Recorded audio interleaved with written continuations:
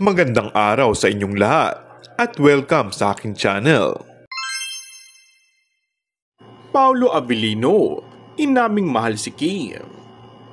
Sabay-sabay nga na nagkita-kita ang mga cast ng pelikula ni Kim at Paolo na My Love Will Make You Disappear na pinangunahan ni Kim Chiu at Paolo Avellino ngayong araw. Dinagsanga ng libu-libong komento at likes ang nasabing litrato na ipinost ng mga tagahanga na halos bet na bet nila ang mga artista na makakasama ng kanilang mga idolo. Muling nagtrending din ngayong araw sa iba't ibang social media platform ang pangalan ng dalawa. Napakalakas nga ng tambalan at parang hindi na mapapantayan ng kahit anong love team. Samantala, walang dudang kinilig si Kim Chiu matapos itong marinig ang revelasyon ni Paolo Avellino tungkol sa kanya.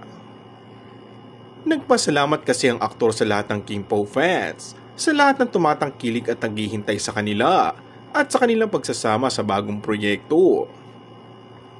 Say pa nito, mahal na mahal niya ang mga fans, lalo na ng mga Kim Po fans, na todo effort sa kanila. At syempre hindi nakalimutan na pasalamatan ng kaparehan na si Kim.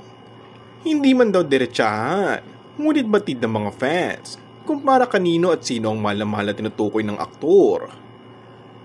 In fairness, simpleng gesture nga at salita ay hindi lang sila basta nagpapakilig. Mahusay silang mga aktor at grabe ang impact ng kanilang mga chemistry. Binansagan nga ang Love Team of the Year, ang Love Will Make You Disappear. Lead stars na sina Kim at Paolo. Kung bago ka lang sa aking channel ay mag-subscribe at pindutin na rin ang notification bell. Maraming salamat!